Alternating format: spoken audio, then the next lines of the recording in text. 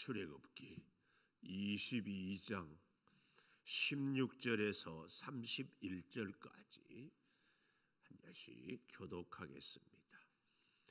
사람이 약혼하지 아니한 처녀를 꾀어 동침하였으면 납폐금을 주고 아내로 삼을 것이요, 만일 처녀의 아버지가 딸을 그에게 주기를 거절하면 그는 처녀에게 납폐금으로 돈을 낼지니라. 너는 무당을 살려두지 말라. 짐승과 행음하는 자는 반드시 죽일지니라. 여호와 외에 다른 신에게 제사를 드리는 자는 멸할지니라. 너는 이방 나그네를 압제하지 말며 그들을 학대하지 말라. 너희도 애굽 땅에서 나그네였음이라. 너는 과부나 고아를 해롭게 하지 말라. 내가 만일 그들을 해롭게 함으로 그들이 내게 부르짖으면 내가 반드시 그 부르짖음을 들으리라. 나의 노가 맹렬함으로 내가 칼로 너희를 죽이리니 너희의 아내는 과부가 되고 너희 자녀는 고아가 되리라. 내가 만일 너와 함께한 내 백성 중에서 가난한 자에게 돈을 구워주면 너는 그에게 채권자 같이 하지 말며 이자를 받지 말 것이며, 내가 만일 이웃의 옷을 전당 잡거든 해가 지기 전에 그에게 돌려보내라. 그것이 유일한 옷이라. 그것이 그의 알몸을 가릴 옷인즉 그가 무엇을 입고 자겠느냐. 그가 내게 부르짖으면 내가 들으리니 나는 자비로운 자임이니라. 너는 재판장을 모독하지 말며 백성의 지도자를 저주하지 말지니라. 너는 내가 추수한 것과 내가 짜낸 즙을 바치기를 더디하지 말지며 네 처음 난 아들들을 내게 줄지며 내 소와 양도 그와 같이 하되 이래 동안 어미와 함께 있다가 여드레 만에 내게 줄지니라.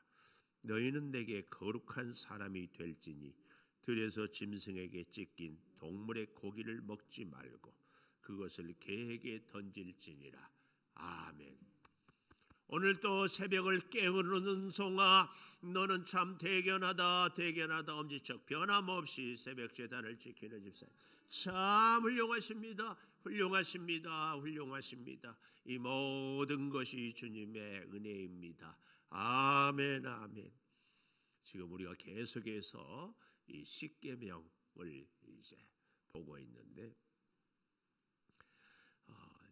기본법 이 십계명이라면 그 기본법에 대해서 시행세칙 이렇게 구체적으로 해야 할 것을 지금 얘기하는데, 그 시행세칙의 첫 번째가 약자를 돌보아라.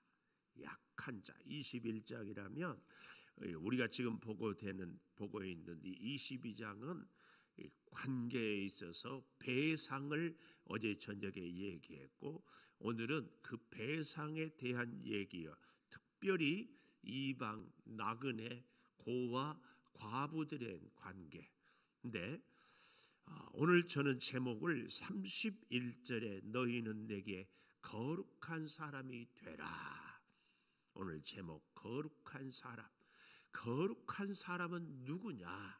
여러분, 거룩이 뭔가? 거룩은 관계입니다. 관계. 레이기의 주제가 내가 거룩하니 너희도 거룩하라 이것이거든요. 근데 거룩은 관계다.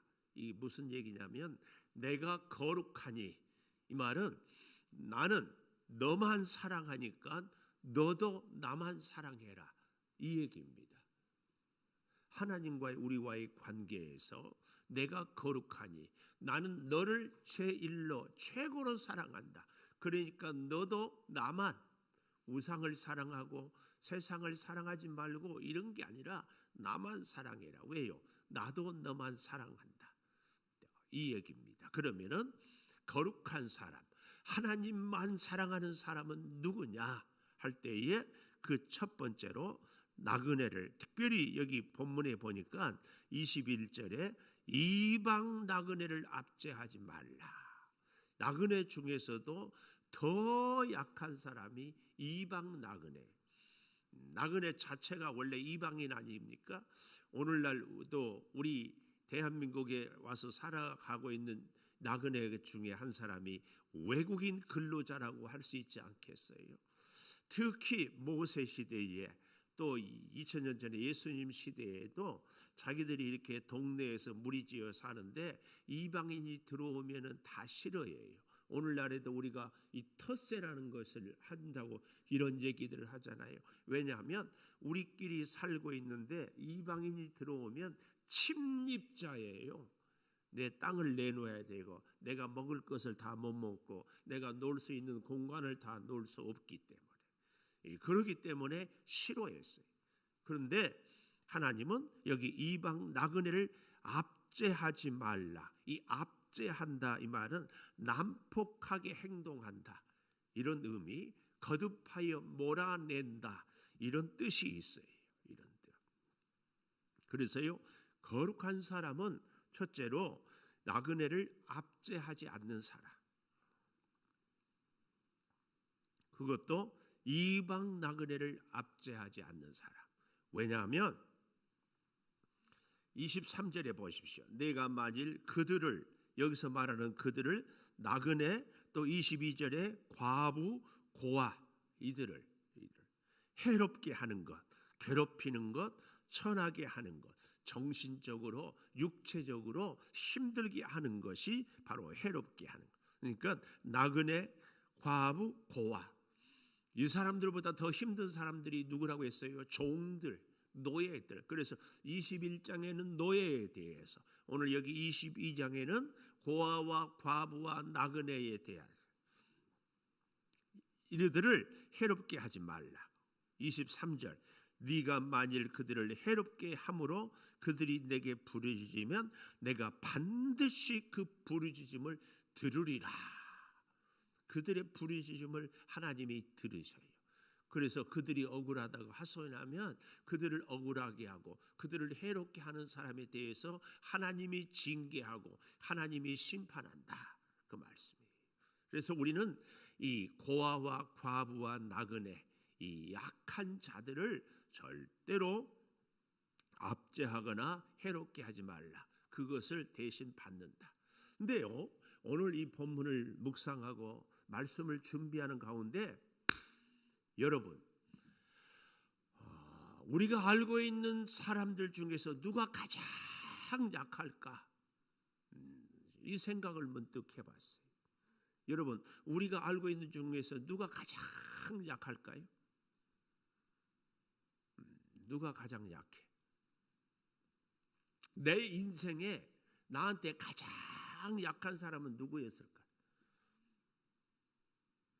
이렇게 대답 안 하면 또 사모님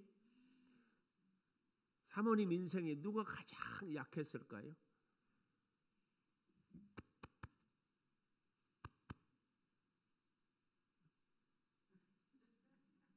말도 안 돼? 근데 우리 인생에 가장 약한 사람은요, 가장 강한 사람이 가장 약한 사람. 누구냐? 우리 모두에게 있었던 어머니. 우리가 갓난쟁일 때 어머니는 어때요? 우리를 퍼펙트하게 보호해 주었어요. 그런데 그 어머니는요, 우리가 아프고 우리가 힘들면은 어린 아기한테 꼼짝하지 못했어요. 그러지 않나요? 가장 강한 어머니가 가장 약했어요.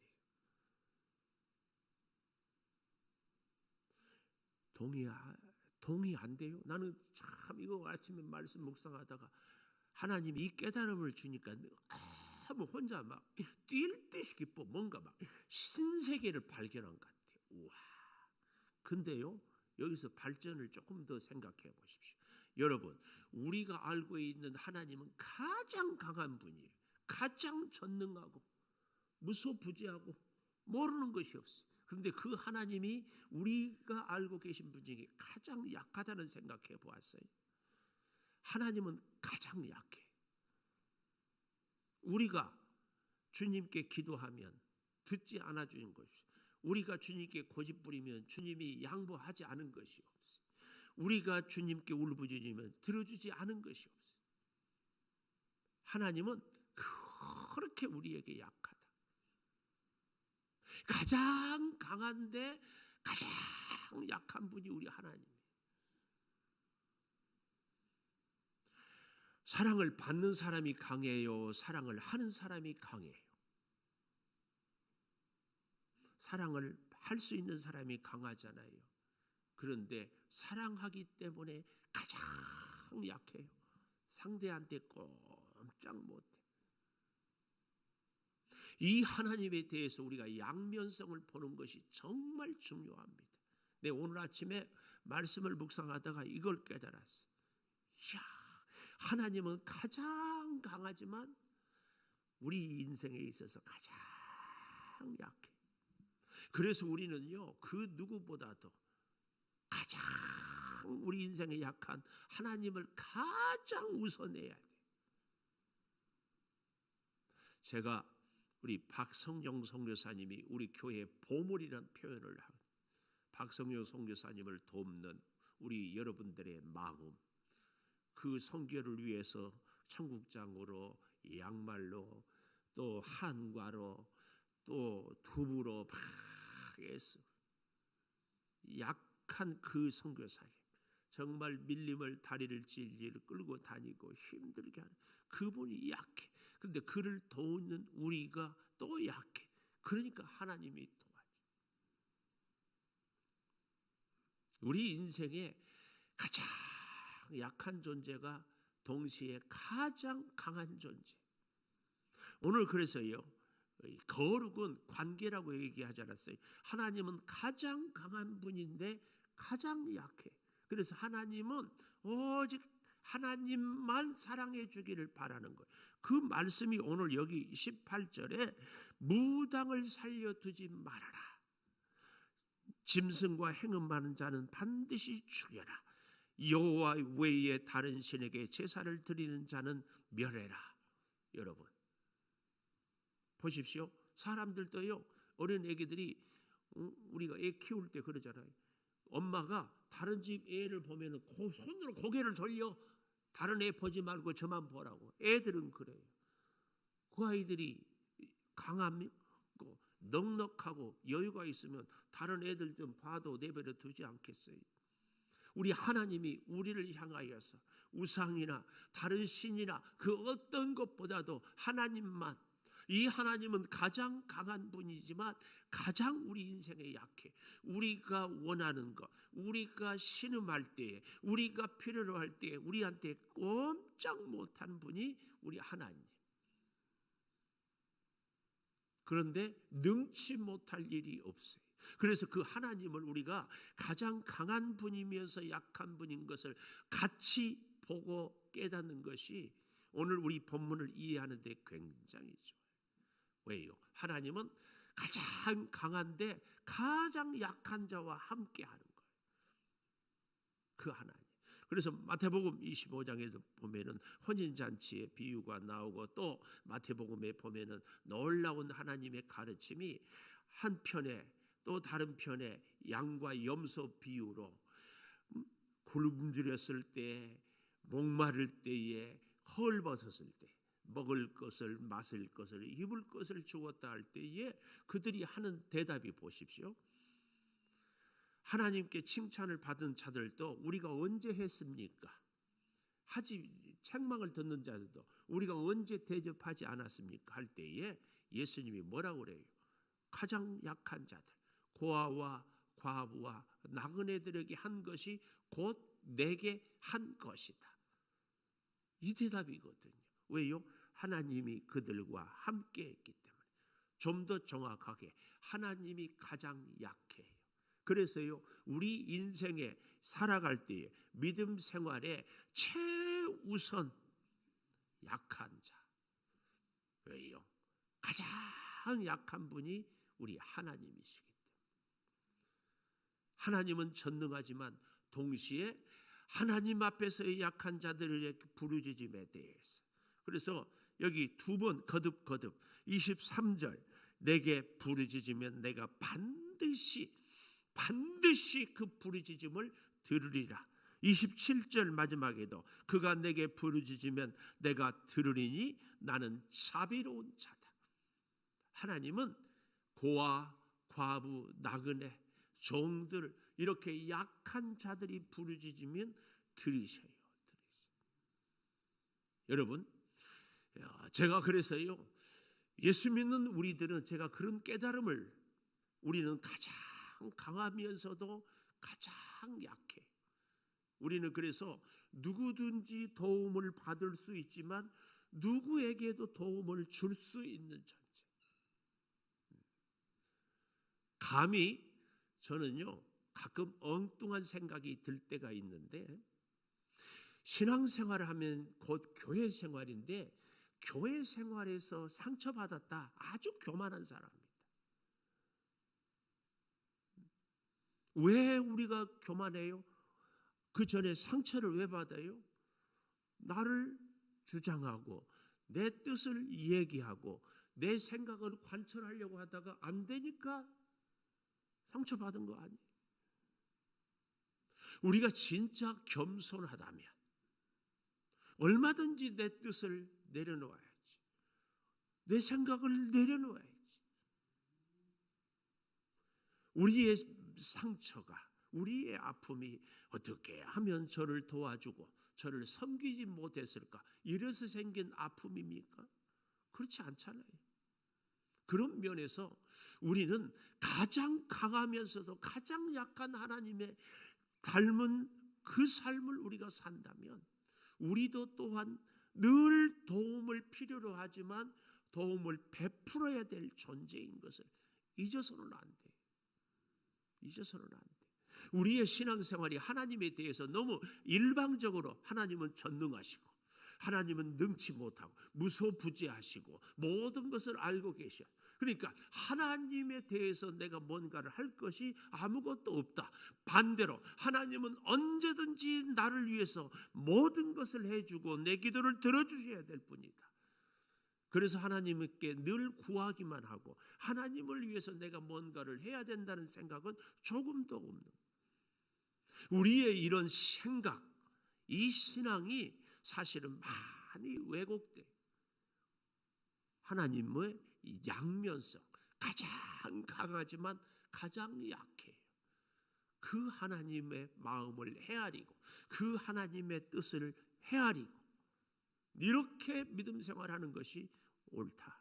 오늘 하나님은 지금 그것을 얘기해. 그래서 하나님만 사랑해야 되기 때문에 무당이나 다른 신이나 다른 제사를 드려서는 안 된다. 이것을 얘기하면서 고아도 나그네도 과부도 같이 얘기하고 있습니다. 심지어는요, 좀 더 정확하게는 두 번째로 25절에서 27절까지에 보면은 가난한 자들을 배려해라. 가난한 자. 돈을 구워줄 때 채권 자같이 하지 말고 이자도 받지 말고 전당 잡거든 그 옷을 돌려주어라. 그날 저녁에 무엇을 입고 자겠느냐. 왜요? 하나님은 27절 마지막에 자비로운 자, 사랑을 베푸. 그 사랑을 베푸는 그 사람, 이웃을 배려하는 그 사람에게 하나님이 함께한다. 이것을 좀 더 실감나게 오늘 본문이 얘기하는 것이요. 3절에 보십시오. 세 번째 29절에 너는 내가 추수한 것과 내가 짜낸 즙을 바치기를 더디하지 말고 내 처음 난 아들을 내게 줄지며 첫 소산을 드리라. 또 11조 강조합니까? 이게 아니고요. 여기 28절부터 좀 보십시오. 28절에 보면 재판장을 모독하지 말라 했는데 이 번역이 참 그래요. 이 원문을 보니까 엘로힘, 하나님을 모독하지 말라. 이 말씀이에요. 하나님, 모독이 뭐예요? 선생님이 혹은 부모님이 혹은 어른이 무슨 말씀을 할 때 그 말씀을 무시하고 자기 생각대로 해버리고 자기 생각대로 말하는 거, 이게 모독 아니에요? 모독. 하나님을 모독하는 것은 하나님의 말씀과 하나님의 가르침이 있는데 가르침대로 살지 않고 자기 생각대로 행동하고 말하고 살아가는 것, 이게 모독입니다. 그래서 하나님을 모독하지 말고, 이 말은 하나님의 말씀으로 살고 순종하고 백성의 지도자를 저주하지 말라. 이 저주하지 말지니라, 이 말지니라는 그러니까 원망과 증오를 지속적으로 표현하지 말아라. 한두 번이 아니라 계속 이것을, 바로 하나님이 뭘 말씀하셨습니까? 네가 추수한 첫 소산 첫 즙을 바치기를 더디하지 말고 첫 아들을 내게 줄고, 30절에 보면 소와 양도 그같이 하되 이레 동안 어미와 함께 하다가 8해 만에 내게 줄지니라. 사람으로 말하면 8일 만에 할례를 행하고, 그래서 모든 것에 나의 첫 시간도 나의 재능도 나의 소유도 항상 하나님 먼저 생각하는 것. 여러분, 우리가 한번 냉정하게 참 피곤하다, 바쁘다, 이렇게 시간에 대한 사용도요, 하나님을 가장 거룩한 산 제물로 드리려 할 때에 이 몸은 우리의 생활을 얘기합니다. 우리의 생활, 우리가 어떻게 살아가는 것인지 저는 오늘 여러분과 함께 다시 생각하기를 원해요. 하나님은 가장 강한 분인데 가장 약한 분이다. 그래서 그 누구보다도 하나님을 가장 먼저 사랑하고 가장 먼저 생각하고 배려하는 것. 하나님은 언제든지 우리를 도와줄 그런 하나님이 아니라, 하나님은 가장 강하지만 우리의 도움, 아니 우리의 하나님의 뜻에 따르는 우리의 삶이 절실하게 필요한 분이 하나님이다. 하나님. 기도하겠습니다. 거룩한 사람은 하나님과의 바른 관계를 맺는 사람입니다. 아버지, 나그네를 압제하지 아니하며 고아와 과부를 학대하지 아니하고 가난한 이웃을 배려하여서 가장 먼저 하나님을 사랑하고 하나님을 위하고 섬기며 살아가는 참 믿음의 삶이 오늘 우리에게 있어지게 하여 주시옵소서. 아버지, 우리 교회의 보물이 박성령 선교사인 것처럼 우리 개인의 삶 속에 우리 주변에 우리의 도움을 필요로 하는 그분이 우리 인생의 보물인 것을 기억하며 살게 하여 주시옵소서. 가장 약한 자들에게 함께 하시는 하나님, 가장 약한 자가 곧 하나님이 돌보시는 자임을 잊지 않게 하여 주셔서 그들로 통하여 하나님의 은혜와 복을 누리게 하여 주시옵소서.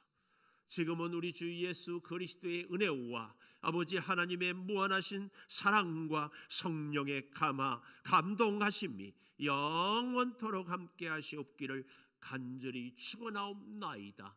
아멘. 기도하십시다.